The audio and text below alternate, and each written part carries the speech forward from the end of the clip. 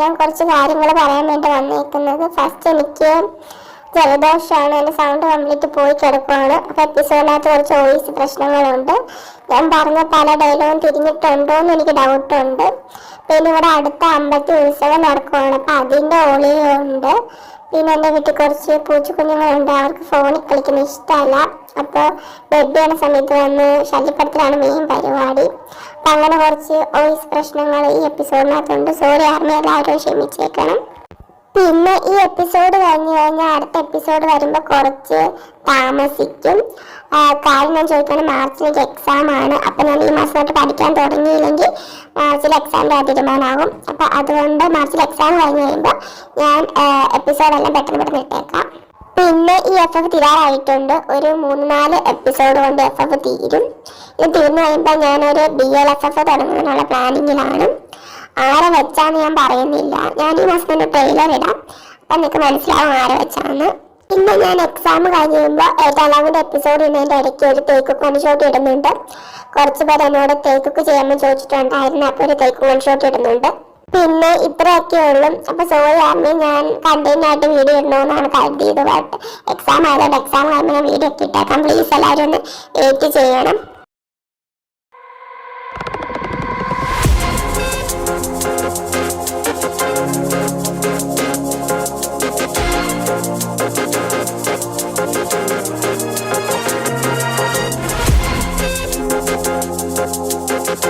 Hi aunty. ഇതാരാ അർജുൻ മോനോ? എത്ര നാളെ മോനെ കണ്ടിട്ട്? ശരിയാ, ഞാനും ആന്റിയെ കണ്ടിട്ട് കുറെ നാളെ, അതുകൊണ്ടാണ് എനിക്കാണ് ഇങ്ങോട്ട് പോകുന്നത്. ആന്റി, ഞാനിവിടെ നിപ്പുണ്ട്, എന്നെ കണ്ടില്ലേ? അയ്യോ, ഞാൻ മോളെ കണ്ടായിരുന്നു. അല്ലെങ്കിൽ എല്ലാവർക്കും ഇവരെയല്ല ഇഷ്ടം, ആർക്കും എന്നെ ഇഷ്ടമല്ലല്ലോ. അയ്യോ മോളെ, അങ്ങനെയൊന്നും ഇല്ല. എനിക്ക് നിങ്ങൾ 2 പേരെ ഇഷ്ടം. ഞാൻ നിങ്ങൾ 2 പേരെ കുഞ്ഞുങ്ങളോട്ട് കാണുന്നതല്ലേ. നിങ്ങൾ ചേട്ടൻ്റെ ബാഗ് പാക്ക് ചെയ്താണല്ലോ വന്നേക്കണേ. കുറച്ച് ദിവസം ഇവിടെ കാണുമെന്ന് തോന്നണല്ലോ. അതെ ആന്റി, ഞങ്ങളിവിടെ കുറച്ച് ദിവസം കാണും. കുറച്ച് പണിയുണ്ട് ഇവിടെ, അല്ലേ അറിയാം. അതേസമയം ഇവർ 3 പേരും സംസാരിക്കുന്ന കണ്ടു നിൽക്കുന്ന ആരോഗ്യ ഒക്കെ ആരാ? അങ്ങനെ ഫ്രണ്ട്സാന്ന് തോന്നുന്നു. അതേസമയം പ്രിയ ആരോഗ്യം ശ്രദ്ധിച്ചു. അവൾ അപ്പോൾ തന്നെ ആരോഗ്യയുടെ അടുത്തിട്ട് ചെന്നു. നീയല്ലേ ആരോഗ്യ? ഞാൻ വിചാരിച്ച പോലെയാണല്ലോ നീ. കാണാനൊക്കെ ലുക്കാണല്ലോ. ബട്ട് നീ എൻ്റെ ഒപ്പം നിൽക്കാനെന്തായാലും ആയിട്ടില്ല. റിയ എന്താ പറഞ്ഞ് എന്താ ഉദ്ദേശിച്ച് ഒന്നും മനസ്സിലാകാൻ നിൽക്കുന്ന ആരോഗ്യ. റിയ, ശിവ,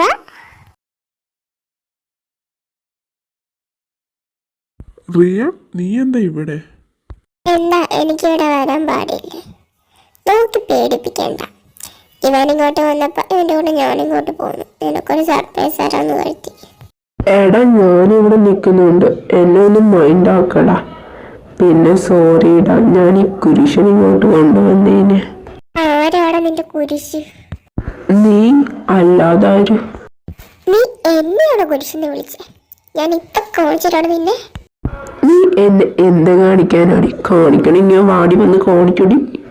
പ്ലീസ്, അത് നല്ല 2 എണ്ണത്തിനൊന്നും മിണ്ടാതിരിക്കാൻ പറ്റൂ. എപ്പോൾ നോക്കാനും കൊലപ്പില ഇത് തന്നെയാണോ നിങ്ങൾക്ക് പരിപാടി? ഓക്കെ, ഇനി ഞാനൊന്നും മിണ്ടുന്നില്ല. ഞാനും. പിന്നെ ശിവ, നിങ്ങളുടെ എന്തോ വർക്ക് ചെയ്യാൻ വേണ്ടി കൂടിയിട്ടാണെന്ന് എനിക്കറിയാം. പക്ഷേ നേരത്തെ പോലെ നമ്മൾ 3 പേരും ഒരുമിച്ച് അടിച്ചു പൊളിക്കണം. Drinks, dance, game, fun, etcetera etcetera. Please ഒന്ന് സമ്മതിക്കൂ. ചെയ്യാം. ശിവ, താങ്ക്സ്. നീ സമ്മതിക്കുമെന്ന് എനിക്കറിയായിരുന്നു. അതേസമയം ഇത് മുഴുവൻ കണ്ടോണ്ട് നിൽക്കുന്ന ആരോഗ്യ. ഇവൾ എന്തിനാ ഇയാളുടെ മുതൽ വഴിഞ്ഞു കൊടുത്തോണ്ടിരിക്കുന്നത്? ഇതും പറഞ്ഞ് കളിച്ചുള്ളി ആരോഗ്യ കിച്ചണിലേക്ക് പോയി. പക്ഷെ ആരോഗ്യയുടെ വിഭാഗങ്ങളൊക്കെ ശിവ ശ്രദ്ധിക്കുന്നുണ്ടായിരുന്നു. ആരോഗ്യ, നീ ശിവ പോയി ഒരു കോഫി എടുക്കുമ്പോ അവർക്ക് 2 പേർ കൂടെ എടുക്കണേ. ഞാൻ പോയി അവർക്കുള്ള റൂം അറേഞ്ച് ചെയ്തിട്ട് വരട്ടെ. ഇതും പറഞ്ഞ് അവരവിടെ നിന്ന് പോയി. ഇനി ഞാൻ അവർക്ക് കോഫി ഉണ്ടാക്കി കൊടുക്കണല്ലേ. എന്ത് പറ്റി ആരോഗ്യ മോളെ? ചേച്ചി, ഞാനൊരു കാര്യം ചോദിക്കട്ടെ? ആ മോളെ, ചോദിച്ചു. ഇപ്പൊ ഇവിടെ വന്നേക്കുന്നില്ലേ? അവർ 2 പേരും ആരാ? അവരോ? ആ ആൺകുട്ടി ശിവസാറിന്റെ ബെസ്റ്റ് ഫ്രണ്ടാ അർജുൻ സാർ. പിന്നെ ആ പെൺകുട്ടി റിയ മാഡം. ശിവസാറിന്റെ എന്താ? അത് റിയ മാഡം ഇവിടെ ഒരുപാട് തവണ വന്നിട്ടുണ്ട്. ശിവസാറിന്റെ അച്ഛനും അമ്മയും ഇല്ലാത്തപ്പോൾ ഇവിടെ താമസിക്കാറുണ്ട്. പലപ്പോൾ അവരെ ഞങ്ങൾ വേറെ രീതിയിൽ കണ്ടിട്ടുണ്ട്. അതാ ഞാൻ അങ്ങോട്ട് ചെല്ലട്ടെ ചേച്ചി ഒന്ന് സഹായിക്കാൻ. ഞാൻ എന്തിനാ ഇങ്ങനെ വിഷമിക്കുന്നേ? അവർ തമ്മിൽ എന്തെങ്കിലും ഉണ്ടെങ്കിൽ എനിക്കെന്താ? അയാൾ എൻ്റെ ആരാ? എൻ്റെ ആരുമല്ല അയാൾ എന്നെ മനഃപൂർവ്വം പിടിച്ചു കൊണ്ടുവന്ന് ഉപദ്രവിച്ചുകൊണ്ടിരിക്കുന്നത്. അല്ലെങ്കിൽ ഞാൻ ഇവിടെ ഒരാൾ രക്ഷപ്പെടും. പിന്നെ ഇതൊന്നും എനിക്കൊരു പ്രശ്നമാകാൻ പാടില്ല. അതെനിക്ക് നല്ലത്.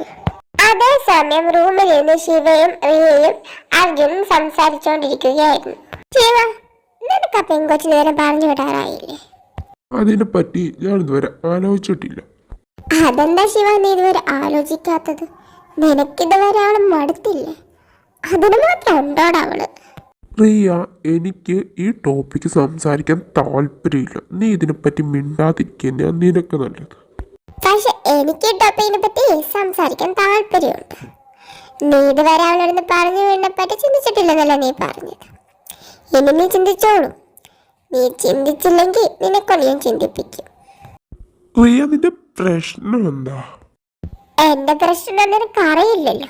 അറിഞ്ഞാലും നീ അറിയാത്ത പോലെയല്ലേ കാണിക്കുള്ളൂ. ഞാൻ താഴ്ത്തു പോവാ, എനിക്ക് കുറച്ച് വെള്ളം കുടിക്കണം. നിങ്ങൾ എന്നെ സംസാരിച്ചിരിക്കുക. ഇതും പറഞ്ഞ് റിയ കിച്ചണിലേക്ക് പോയി.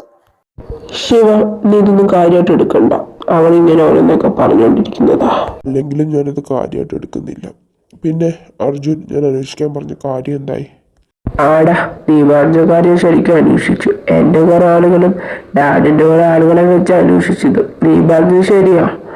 അവൻ എൻ്റെ വീട്ടിലൊന്നും പോയിട്ടില്ല. ബാംഗ്ലൂരാ, ഒരു ചെരി പ്രദേശം. അവിടെ അവൻ ഒളിവിൽ നിൽക്കുക. അവിടുത്തെ കാര്യങ്ങളൊക്കെ നോക്കുന്ന ഒരു ലോക്കൽ ഗുണ്ടകളാണ്. അവർ നമ്മൾ പറയുന്നതൊന്നും കേൾക്കില്ല. അതുകൊണ്ട് നമുക്ക് അങ്ങോട്ട് ചെന്നവരെ പൊക്കണ കാര്യം നടക്കണ കാര്യമല്ല. അതുകൊണ്ട് അവൻ വെളിയിറങ്ങുന്നവരെ വെയിറ്റ് ചെയ്യണം. പിന്നെ നമ്മളൊക്കെ സംസാരിച്ചാലും അവരതൊന്നും സമ്മതിക്കില്ല. അവരവനെ നന്നായിട്ട് ഹെൽപ്പ് ചെയ്യുന്നുണ്ട്. പിന്നെ നിന്റെ ഡാഡ് സംസാരിച്ചാൽ എന്തെങ്കിലുമൊക്കെ നടക്കുള്ളൂ. നിന്റെ ഡാഡ് എന്ന് പറയാൻ പാടുന്നില്ല നീ പറഞ്ഞത്. അതുകൊണ്ട് അവൻ പുറത്തിറങ്ങുന്നവരെ നമുക്ക് വെയിറ്റ് ചെയ്യേണ്ടി വരും. അല്ലാതെ വേറെ ഒരു വഴിയില്ല. അവൻ എപ്പോൾ ഇറങ്ങുന്ന വെയിറ്റ് ചെയ്താൽ ഞാൻ ഇവിടെ ഇരിക്കണ്ടേ? അവൻ അവിടെ ഇരുന്ന് എൻ്റെ കമ്പനിക്ക് അത് എന്തൊക്കെ ചെയ്യണം നിനക്കറിയൂ. ഇപ്പം തന്നെ അവൻ കുറേ പ്രശ്നങ്ങളുണ്ടാക്കി. അതെല്ലാം സോൾവ് ചെയ്ത് ഞാൻ മടുത്തു. ഡോഡിൻ്റെ ചെവി ഇതുവരെ ഒന്നും അറിഞ്ഞിട്ടില്ല. ഡോഡ് ഇതെല്ലാം അറിഞ്ഞു കഴിഞ്ഞാൽ പിന്നെ ഉണ്ടാകുന്ന പ്രശ്നം നിനക്കറിയാലോ.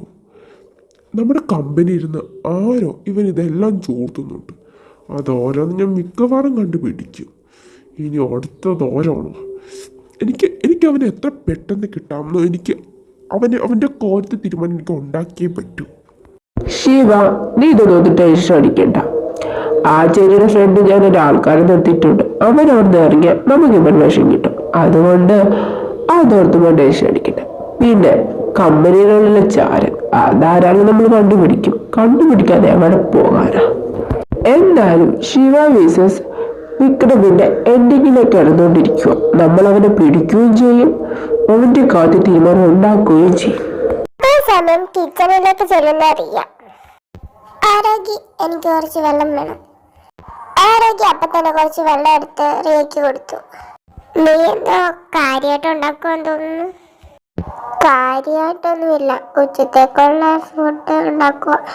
ഓ, നിനക്ക് ഫുഡൊക്കെ ഉണ്ടാക്കാൻ അറിയാം അല്ലേ?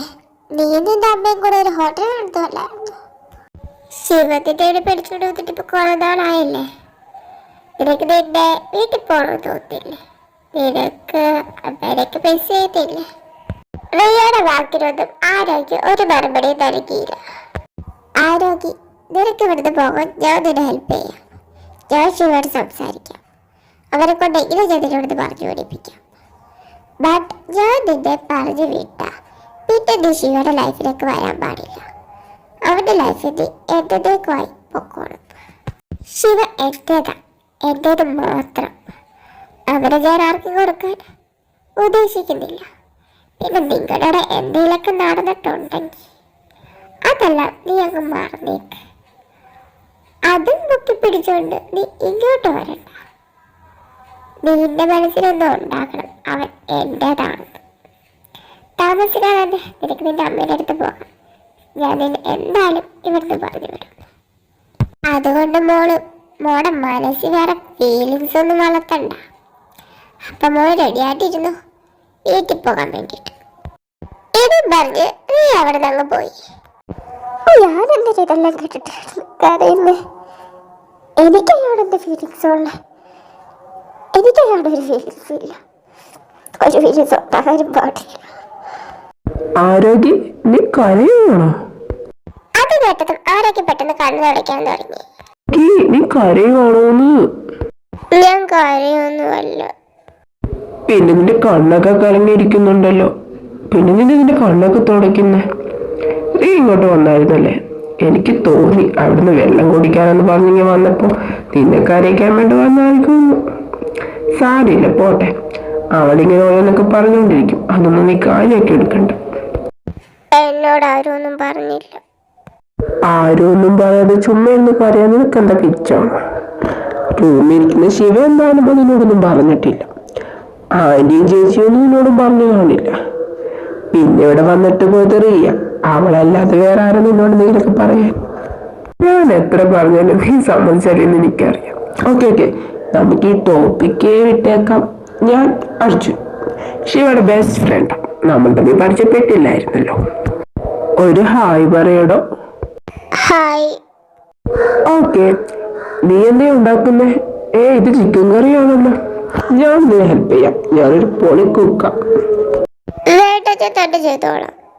അത് സാരില്ലടോ, ഞാൻ സഹായിക്കാൻ തന്നെ. താനിക്ക് മാറ്. അങ്ങനെ അർജുൻ ആരോഗ്യനെ സഹായിക്കാൻ തുടങ്ങി. ആരോഗ്യ അർജുന സംസാരിച്ച് കുറച്ച് മിനിറ്റുകൾ കൊണ്ട് തന്നെ അവര് നല്ല കൂട്ടായി.